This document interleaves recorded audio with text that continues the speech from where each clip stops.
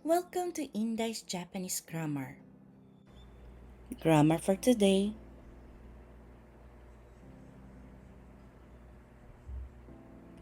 Level N3. Yung unang grammar po natin today. Ta, tokoro. Hay, kita, tokoro. Hay, ayon sa aking narinig. Ano po? Kinakonjugate po siya sa verb ta, tokoro. Ano po? Hay, so ang katumbas po ng ta, tokoro ay ayon sa o kaya naman po ng. Hay, at ang sunod niya pong salitang lalabas is past tense na verb po. Ano po? Kung mapapansin niyo po, may space po yung ta at saka sa tokoro po. Ano po? Kasi yung ta po is past tense po ng verb. At nilagyan lang po ng tokoro.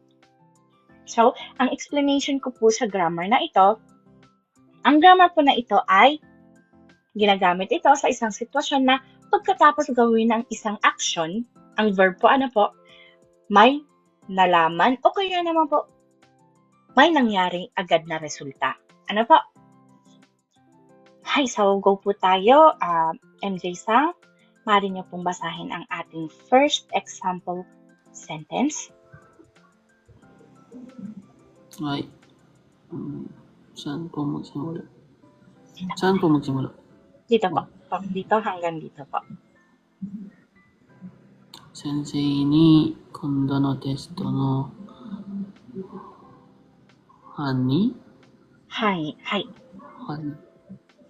Hani o kita tokoro 10日までだと言われた。はい。先生に今度のテストの範囲を聞いたところ、10課までだと言われた。はい。So, yung kita to ko po ay nang tinanong ko.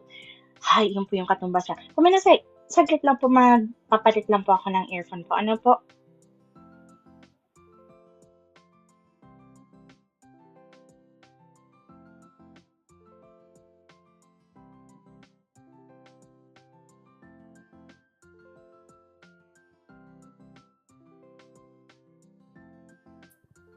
Hi, 大変お待たせしました。Okay na po? Clear na po? ang boses ko? はい、こちらですね。先生に今度のテストの範囲を聞いたところ、10課までだと言われた。はい。Ano po sa tingin nyo ang ano po sa pagkakaintindi nyo po itong sentence na ito? MJ-san.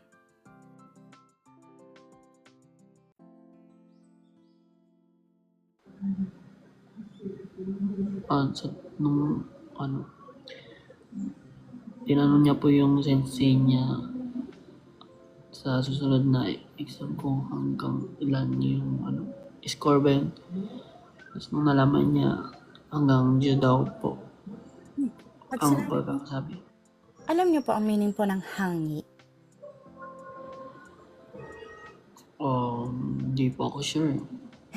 Hay, ang hangi po, ibig po sabihin niya po is coverage po. Ano po? Kaya, magiging? Akala ko score yung meaning nila. Coverage. Coverage po siya ng?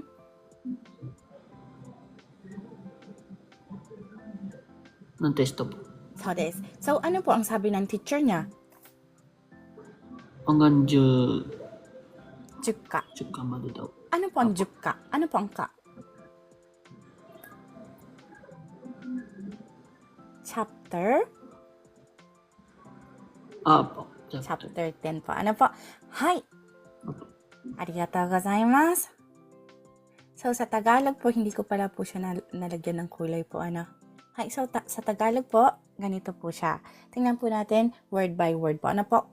Sensei ni sa guro.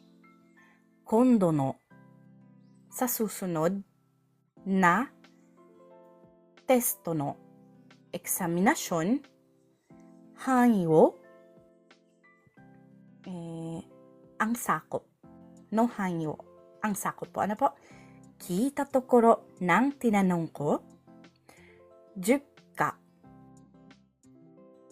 10 kapitulo made hanggang dato iwareta.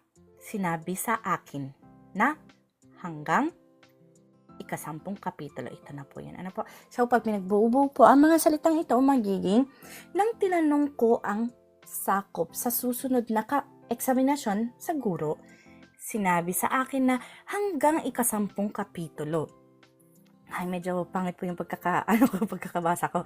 Ulitin ko po Nang tinanong ko ang sakop sa susunod na eksaminasyon sa guro, sinabi sa akin na hanggang ikasampung kapitulo.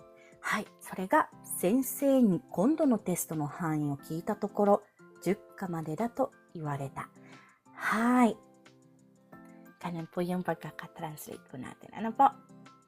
Hi. So, meron pa po tayo. MJ-san, yoroshiku onegai shimasu.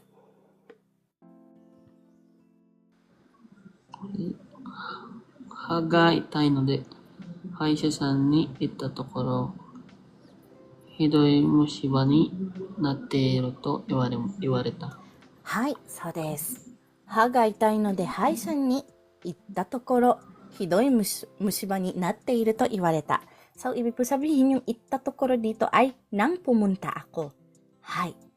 Ano de, paano nyo po siya papaliwanag sa kapwa natin na Filipino? Medyo hindi ako magaling sa explanation, pero ang pagkakaintindi ko po ay masakit daw yung ngipin niya, kaya pumunta siya sa dental clinic. Hay. Tapos nung nalaman po ay nalaman niya base sa sinabi nung dentist na meron siyang hidoy po yung malawak Grabe. po ba yun? Hidoy is grabe. grabbing. Grabe. Mushba. Nalimutan ko po yung mushba. Bulok ng ngipin po. Hay. Bulok ng So, arigatou gozaimasu. Yeah. Kaya kung titingnan po natin, word by word, magiging ganito po siya. Haga. Ang understood na ang aking ngipin or ang ngipin. Itai no de. De, meron po siyang meaning na dahil. Hay. No de, So, dahil masakit. Haisha-san. Pag sinabi pong haisha-san, yung po yung tao, yung dentista. Ni sa. Itta tokoro nang pumunta ako. Hidoy. Grabe na mushiba ni ang bulok ng ngipin ko. Sa kanya po yun ang ngipin eh. Hay, natteiru to.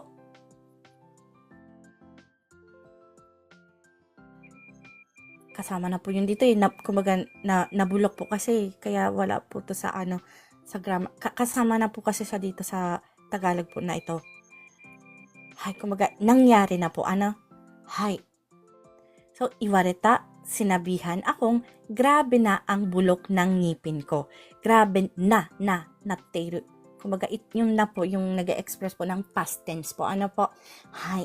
Kaya kung shito yuttara, natteiru ay magiging na converted in Tagalog. Kaya kapag pinagsama-sama po ito, magiging nang pumunta ako sa dentista dahil masakit ang aking ngipin, sinabihan akong grabe na ang bulok ng ngipin ko. Hay, yun po ang haga itai no de haisha-san ni itta tokoro, hidoi mushiba ni natteiru to iwareta. Maaari niyo pong mapanood ang full version nito sa aking YT. Ang link po ay nasa aking profile.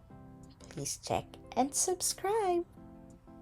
Sa taong 2025, may free entry lesson class po tayo tuwing MWF at 8 p.m. Japan time. Minsan, may extra class po tayo ng Saturday. At kapag meron, ay aking ina-announce ng umaga ng Sabado. Para po sa gustong sumali, please follow me and stalk me sa araw na aking nabanggit. Thank you for watching and please continue supporting me, follow me, and share my videos for more contents. Maraming salamat po. Hanggang sa muli.